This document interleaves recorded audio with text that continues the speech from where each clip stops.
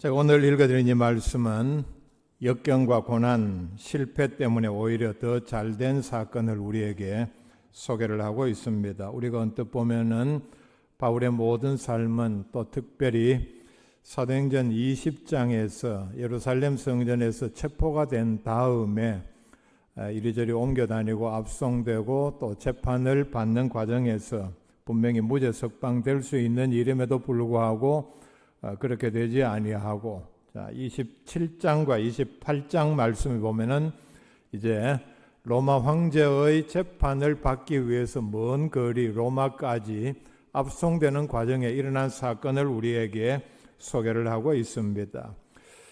인간적인 눈으로 보면은 바울은 하나님의 일을 하기 위해서 자원해서 나섰음에도 불구하고 말로 형용할 수 없는 엄청난 역경, 고난을 겪었습니다. 누가 봐도 실패한 삶이 분명합니다. 그렇지만은 하나님께서 어떻게 인도하셨는가? 근데 제가 이렇게 말씀을 드리는 것은 바울의 삶에만 하나님께서 그렇게 인도하신 것이 아니고 하나님의 자녀된 우리 모든 성도들을 이와 같은 방법으로 인도하신다는 사실을 통해서 역경 가운데서도 낙심하거나 포기하지 아니하고 오히려 우리의 믿음을 더 굳건히 하는 귀한 계기가 될 수 있기를 바랍니다. 사실 위대한 믿음의 사람들은 역경과 실패 때문에 오히려 성공한 예가 거의 대부분입니다. 일시적으로 역경을 만날 수도 있고 실패할 수도 있습니다. 그러나 하나님의 사람은 그 가운데서 자신을 향한 하나님의 뜻을 어떻게 발견하고 어떻게 활용을 했는가? 특별히 우리가 성경에 나오는 예들을 통해서 돌아보아야 합니다.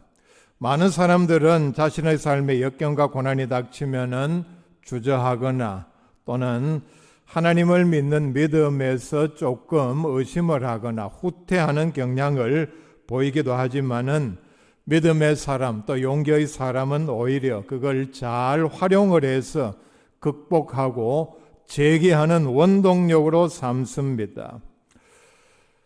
엔진의 힘으로 배를 항해하던 그 시절, 그 이전에는 바람을 이용해서 배를 움직였습니다.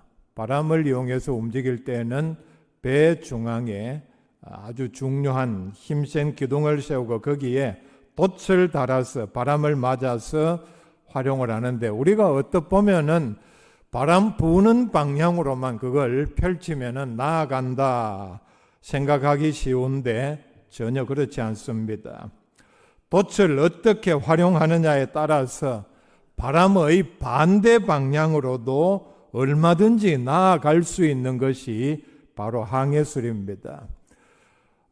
제가 서 있는 이 자리에서 바람이 저 밑에서 이렇게 불어온다면은 돛을 펴면은 그냥 단순한 생각으로는 절대로 나아갈 수 없다고 생각을 하겠죠. 그런데 방향을 틀어서 지그재그로 계속해서 이걸 활용하는 방법을 통해서 바람 불어오는 방향으로도 나아갈 수 있는 것이 바로 인간이 발견한 항해술입니다. 오늘 읽어드린 이 말씀이 바로 그런 예입니다. 사도 바울의 최종 목표는 당시 세계 최대 도시인 로마에 가서 복음을 전하는 것이었습니다. 바울이 이렇게 생각한 이유는 로마는 세계의 중심 도시였기 때문입니다. 모든 길은 로마로 통한다. 바로 이때 나온 말입니다. 그런데 하나님께서는 이런 원대한 꿈을 가진 바울을 자기 발로 선교사의 신분으로 로마에 가게 하신 것이 아닙니다. 어쩌면은 우리가 생각하는 바울의 생각과는 정반대로 죄수가 되어서 황제로부터 재판을 받기 위해서 로마 군인들에 의해서 강제로 압송되는 과정 중에 지금 이 사건이 일어났습니다. 죄수와 함께 압송되는 이런 과정에서 지중해에서 엄청난 광풍을 만나서 죽을 고생을 한 끝에 멜리데라는 섬에 상륙을 했습니다. 멜리데 섬은 지금의 이탈리아 시실리 섬 남쪽 95km 지점에 있는 섬입니다. 지중해 한가운데 있는 섬으로서 오늘날은 몰타 또는 말타라고 불리는 섬입니다. 몰타 공화국의 일부인 이 섬에 그 당시로서는 바울이 이렇게 먼저 상륙을 하고 지중해 한가운데 있었기 때문에 유럽과 아시아 또 아프리카를 연결하는 중요한 위치에 있는 섬입니다. 11절 말씀에 보면 바울은 이 섬에서 겨울을 난 배가 다시 출항할 때까지 석 달간을 머물면서 하나님께서 맡겨주신 일을 하고 복음을 전했습니다. 그래서 역사에 의하면 멜리데 섬은 지중해의 많은 섬들 가운데 가장 빨리 복음을 접하고 이후에 아프리카 선교의 중요한 역할을 감당을 했습니다. 그리고 지금도 이 멜리데 섬, 즉 몰타에는 바울이 그때 좌초해서 상륙했던 이 지역을 한국 아니죠. 그러니까 바울만 폴스 베이라고 해서 그 지명이 알려져 있습니다. 이걸 보면은 바울이 이 섬에 좌초해서 상륙해서 석 달간 머무른 것이 역사적인 사실로 분명히 잘 알 수 있습니다. 이와 같이 바울이 뜻하지 않은 광풍을 만나서 로마로 가는 길이 석 달이나 늦어졌지만은 하나님께서는 오늘 말씀에 보면은 이런 역경을 이용해서 어떻게 바울을 인도하셨는가, 하나님의 손길을 우리의 삶에 비추어서 체험하는 귀한 계기가 될 수 있기를 바랍니다. 첫째는 광풍을 만나서 죽을 뻔한 위기까지도 하나님께서 선용하셨습니다. 27장에 보면은 유라굴로 광풍을 만나서 그 배가 얼마나 큰 위기를 만났고 손해를 받는가 하는 것을 순서대로 차례대로 우리에게 잘 설명을 해주고 있습니다. 바울 일행이 탄 배가 광풍을 만나자 살기 위해서 제일 먼저 선원들은 짐을 다 버렸습니다. 배를 운항하는 선주, 선장, 선원들 그리고 여객, 승객이 얼마나 있었는지는 모르지만은 사실 그 배에 실린 짐은 그들의 생명과 마찬가지입니다. 다 그 짐을 가지고 돈을 벌기 위해서 배를 운항하고 항구에서 출발을 했는데 이제 자기네들 탄 그 배의 모든 짐을 생명 말고는 다 버려야 하는 상황이 되었으니까 얼마나 큰 위기라는 사실을 잘 알 수 있습니다. 그런데 그걸로 끝나지 않았습니다.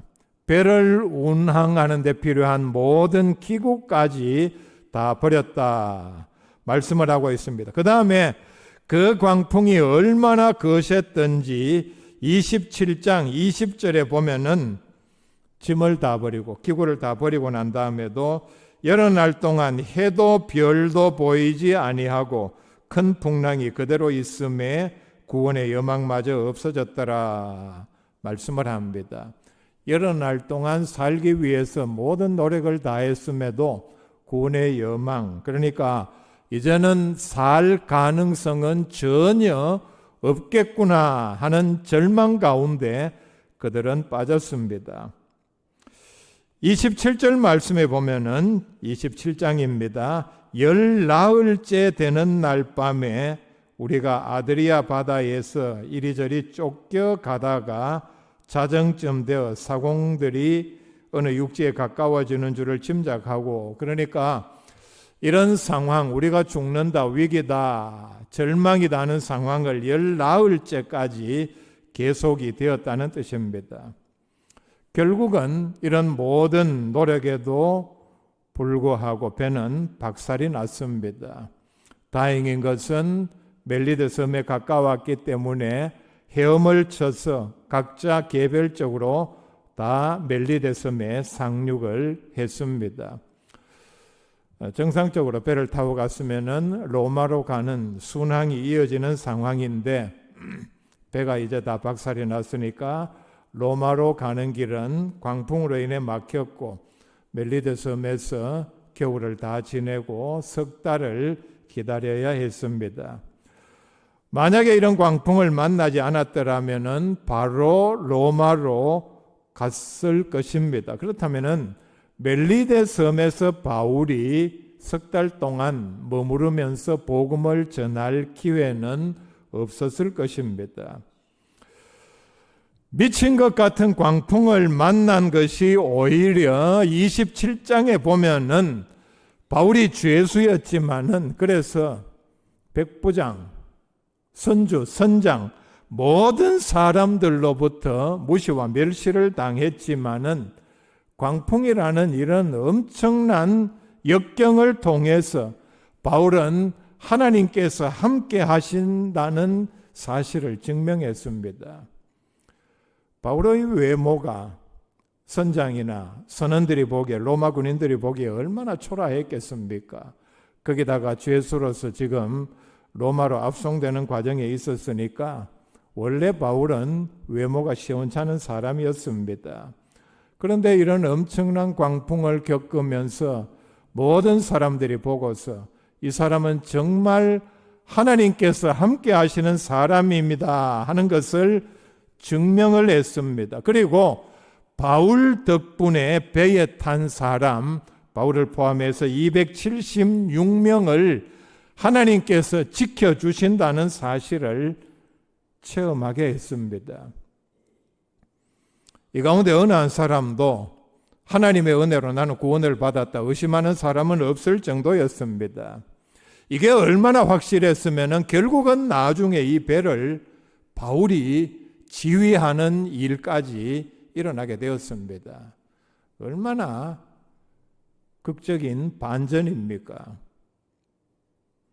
광풍이 아니었더라면 바울은 모든 사람들이 볼 때 그 배에 탄 사람들이 하나같이 참 볼품없는 사람, 죄수, 그리고 로마로 가면은 어떤 판결을 받을지 모르는 그런 사람으로밖에 보이지 않았는데 하나님께서 함께 하시는, 지켜주시는 사람임을 입증을 했습니다. 그리고 광풍으로 인해서 길이 막혔기 때문에 오히려 멜리데 섬 사람들을 구원할 수 있는 귀한 기회로 하나님께서는 활용을 하셨습니다. 우리가 얻을 수 있는 교훈이 뭡니까? 우리가 살아가다 보면은 내가 원하지 않는 길이 막혔고 어느 방향으로도 길이 열리지 않는 그런 답답한 때를 우리가 만날 때가 있습니다. 놀라운 사실은 풍랑을 일으켜서라도 배를 파손시켜서라도 바울을 멜리데 섬으로 인도하신 하나님의 손길을 나의 삶 가운데서도 체험한다는 사실을 깨달을 수 있기를 바랍니다. 두 번째는 독사에게 물렸으나 오히려 하나님께서 함께 하심을 나타내 보일 수 있었습니다. 2절 말씀에 보면 바울이 멜리데 섬에 도착했을 때는 날씨가 매우 차가웠습니다. 때는 겨울이었습니다. 우리나라의 겨울과는 그래도 상대적으로는 조금 따뜻한 날씨였을 것입니다. 왜냐하면 여기는 지중해 지역이었기 때문입니다. 그러니까 배에서 풍랑을 만나서 10일 이상을 제대로 먹지도 못하고 죽을 고생을 한 다음에 먼저 육지에 오르기 위해서 바다에 빠져서, 그러니까 옷도 다 젖어 있었으니까 더더욱 한기를 느꼈을 것입니다. 이들의 모습을 보고서 섬에 살던 원주민들이 먼저 호의를 베푸는 입장에서 불을 피웠고 사람들이 많았기 때문에 바울도 여기에 협력을 했습니다. 그러니까 바닷가 아니면 육지 조금 떨어진 곳에서 부지런히 다니면서 나무 가지, 아마 어떤 묶음이 있었던지 그것을 주워다가 불 위에 올려놓는 순간에 그 나무 더미 속에 있던 독사가 뜨거움을 견디지 못하고 나와서 바울의 손을 물어버렸습니다. 아마 독사가 놀라서 정신을 차려보니 제일 가까이 바울의 손이 있었고 그 손을 물은 것으로 보입니다. 3절 말씀에 보면은 지금 뱀은 바울의 손을 물고 있는 상황입니다. 이 모습을 본 원주민들은 4절에 보면은 이 사람은 살인자가 분명하다. 분명히 배를 타기 전에 아니면은 이전에 사람을 죽이는 것과 같은 끔찍한 죄를 지었을 것이다. 용케 피해서 태풍으로부터는 살아남았는지는 모르지만은 그들이 말하는 그들의 생각을 빌리자면은 공의의 신이 이 사람을 용서하지 아니하고, 아마 이들의 생각은 정의의 신은 없는 것처럼 보이지만은 이런 독사를 동원해서 죄 지은 사람들을 물어 죽인다 생각을 했던 것 같습니다. 이런 생각은 요즘도 우리나라 사람들 그런 마음을 가지고 있죠. 누가 벼락에 맞아 죽으면은 그런 생각을 합니다. 벼락이 그 넓은 지역에 많은 사람 위에서 때려쳤는데 하필이면은 대체로 보면은 벼락이 치면 꼭 한 사람이 맞습니다. 사람이 맞는 경우에 보면은 그런 생각을 한다는 얘기죠. 하나님께서 이 뱀을 통해서 이 사람을 벌하신다 이렇게 생각을 하고 말을 했습니다. 원주민들의 대부분 공통적인 생각이었습니다. 그런데 바울은 대수롭지 않게 그냥 뱀을 부리에다가 털어버렸습니다. 그렇지만은 일단 독사가 바울의 손을 물고 한참을 매달려 있었으니까 뱀의 독이 바울의 몸속에 분명히 들어갔습니다. 그래서 원주민들은 바울이 몸이 갑자기 붓든지 고통 가운데 괴로워하다가 이내 죽을 줄로 알았지만은 오래 기다려도 아무 이상이 없음을 보고 바울을 신으로 여겼습니다. 신으로 여겼다는 말은 하나님께서 함께 하시는 사람 이상의 대접을 그에게 했다는 뜻입니다. 선원들이 느낀 것은 이 사람은 하나님께서 함께 하시는 사람이다. 근데 섬의 좌초에서 올라서 이런 일을 겪고 난 다음에 원주민들은 이제 이 사람은 신이다 하는 자리에까지 올라섰습니다. 상식적으로 독사에 물리면은 죽거나 아니면은 살아도 엄청난 고통을 당하지만은 오히려 하나님께서 함께 하신다는 것을 나타내 보였으니 독사에 물린 것이 오히려 하나님께서 선용하시는 기회가 되었다는 사실입니다. 바로 이 사실 때문에 석 달 동안 섬에서 복음을 전하기가 훨씬 쉬웠을 것입니다. 하나님의 인도하심은, 하나님의 역사하심은 참으로 오묘합니다.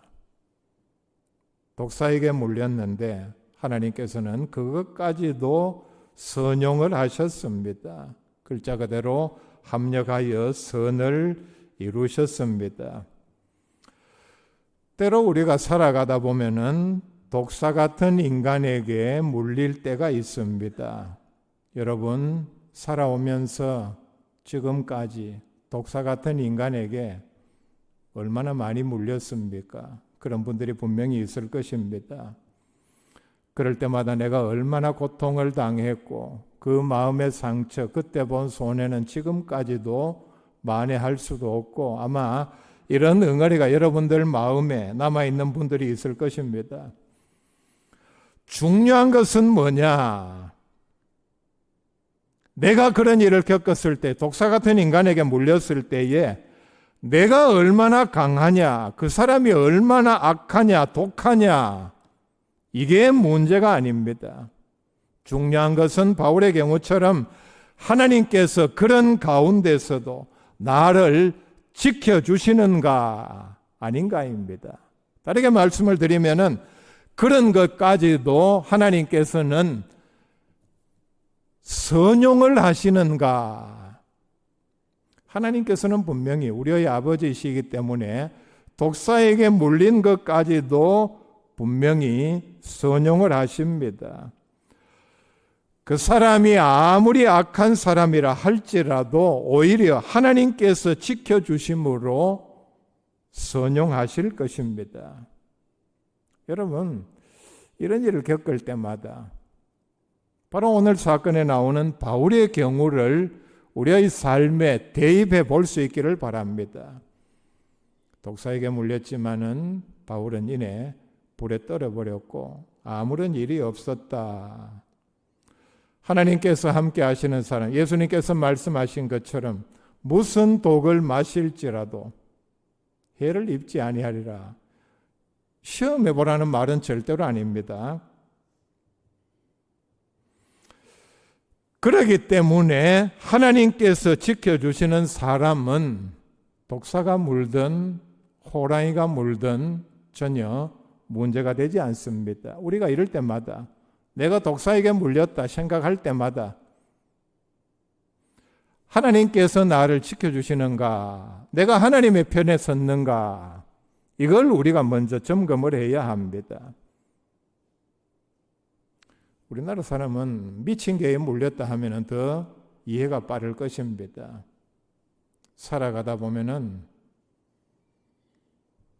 미친 개에 물릴 때가 있습니다. 우리 주변을 보세요. 언론을 통해서 보면은 미친 개가 얼마나 많이 날뜁니까? 여러분 일단 잘 피하시고 물렸다 할지라도 이를 통해서 하나님께서 나를 어떻게 인도하시는가 그 뜻을 찾는다면은 독사든 미친 개든 우리는 두려워할 필요가 전혀 없습니다. 세 번째는 전염병을 선용하셨습니다. 오늘 말씀에 보면은 얼마 뒤에 보니 그 섬에 전염병이 돌고 있었습니다. 그런데 우리 읽은 이 말씀만 가지고는 8절에 보면은 열병과 이질에 걸려 누워 있거늘 이렇게 말씀하는데 그 전부터 이 전염병이 있었는지 아니면은 바울이 일행이 상륙하고 난 다음에 전염병이 돌았는지는 알 수 없습니다. 만약에 바울이 상륙하고 난 다음에 전염병이 돌았다면은 오해받기에 매우 그리고 위험한 상황입니다. 자, 우리가 여러분 이제 시간이 조금 지났으니까 잊었을 수도 있는데 조금 얼마 전이죠. 메르스, 사스 그리고 코로나 때에 어떤 사람들은 이게 호흡기 전염병이기 때문에 얼마나 두려워했습니까? 참 저렇게 두려워해가지고 지금까지 어떻게 살았나 할 정도로 두려워하는 사람들은 매우 심각했습니다. 그런데 2000년 전이니까 전염병에 대한 두려움은 더 컸을 것입니다. 치료약이 없었으니까 나오면 낫고 죽으면 죽는데 죽는 것도 그냥 죽는 것이 아니라 엄청난 고통을 당하면서 죽으니까 두려움이 어마어마했을 것입니다. 그런데 멜리데 섬의 지도자 보블리오의 아버지가 열병과 이질 두 가지 전염병에 걸려서 고통을 당하고 있었습니다.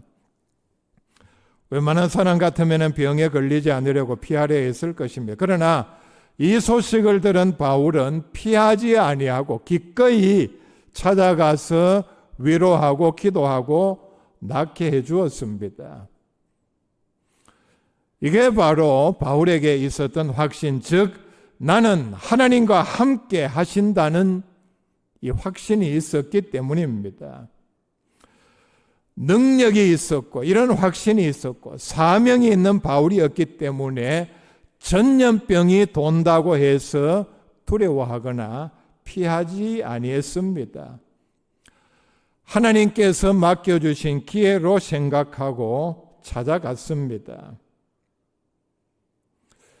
이런 소문이 알려지자 다른 병든 사람까지 와서 고침을 받고 결과적으로 보면은 다시 떠날 때에 후한 대접을 받을 수 있었습니다.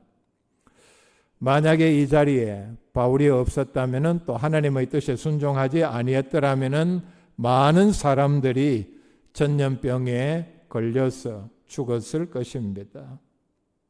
더 많은 사람들이 고생을 했겠죠. 전염병이 있었지만은 오히려 하나님의 함께하심을 나타내 보이고 멜리데 섬을 변화시키는 놀라운 도구로 사용할 수 있었습니다. 27장에서 보면 바울이 탄 배가 광풍을 만난 것은 이 배에 책임을 지은 백부장이, 즉 로마 군인 100명의 부하를 가진 사람이 바울의 말을 무시하고 선장과 선조의 말을 들었기 때문입니다. 책임자는 백부장이라고 했습니다. 선장이 무슨 말을 했습니까? 바울은 27장 10절에서 이런 말을 합니다. 말하되 여러분이여 내가 보니 이번 항해가 하물과 배만 아니라 우리 생명에도 타격과 많은 손해를 끼치리라 하되, 즉 바울의 말은 이제 겨울 그리고 태풍이 부는 시기가 되었으니까 겨울을 보내고 로마로 가자. 선장과 선조, 백부장은 이 말을 재판 지연으로 볼 수 있겠죠. 뉴스에 많은 나오는 얘기 아닙니까? 제수 주제에 지금 석 달 뒤에 출항을 하자니 받아들일 수가 없죠. 선장은 분명히 이렇게 말했을 것입니다. 배를 운용하는 항해는 내가 전문가다. 나는 이 바다의 모든 날씨, 기후 변화를 잘 알고 있다. 네가 뭘 안다고 지금 죄수 주제에 그런 말을 하느냐. 선주는 분명히 이렇게 말을 했을 것입니다. 이 배에 사람만 276명이 타고 있었다 그랬으니까 엄청나게 큰 배입니다. 그 당시로서는. 자, 여러분, 이런 엄청난 비싼 배를 석 달이나 그냥 항구에 묶어두면은 그 손해가 얼마냐. 그러니까 백부장은 선장과 선주의 말을 무시를 할 수밖에 없었습니다. 이런 생각을 했겠죠. 제수 주제에 네가 뭐 안다고 지금 여기서 말을 하느냐. 그리고 선원들을 포함해서 다수가 베닉스에서 겨울을 나기를 원했기 때문입니다. 하나님께서는 다른 사람들의 교만과 무시까지도 선용하여서 바울이 하나님의 사람임을 나타내게 결과적으로 배에 탄 모든 사람들은 백부장까지도 바울의 말을 듣게 만들었습니다. 이런 경우에 보면은 모든 예가 바로 로마서 8장 28절 말씀을 그대로 이룬 말씀입니다. 하나님을 사랑하는 자, 곧 그의 뜻대로 부르심을 입은 자들에게는 모든 것이 합력하여 선을 이루느니라. 바울이 체험한 악재가 한두 가지가 아니었죠. 무시, 교만, 다른 사람들의 전염병, 독사에게 물린 것, 그리고 엄청난 광풍을 만나고, 이것뿐입니까? 그 앞으로 거슬러 올라가면은 유대인들의 모함, 죽을 뻔한 고통, 위기, 이런 모든 것이 결국은 합력하여 바울에게는 선을 이루었습니다. 멜리데 섬의 사건은 하나님께서 역경과 고난, 실패까지도 어떻게 선용하셨는가 하는 것을 우리에게 잘 드러내 보여줍니다. 누가 봐도 그 자리에 있었으면은 바울은 철저하게 실패한 사람처럼 보였습니다. 아마 바울을 아는 그리스도인들이 있었다면은 이런 제목으로 기도했을 것입니다. 이런 가운데서도 바울이 낙심하지 아니하고 믿음으로 이길 수 있도록 용기를 달라. 바울은 이런 역경 가운데서도 하나님을 원망하지 아니했습니다. 27장에 보면은 중요한 사건이 하나 나오는데 그런 가운데서도 하나님 앞에 감사의 기도를 드렸습니다. 그리고 하나님의 선하신 손길의 인도하심을 기다린 결과 하나님의 함께하심을 체험하고 증명하는 자리까지 나아갔습니다. 우리도 마찬가지입니다. 하나님의 선하심을 믿고 인내하는 가정에 역경을 순경으로 바꾸시는 하나님의 팔을 체험하는 복된 백성들 다 될 수 있기를 바랍니다.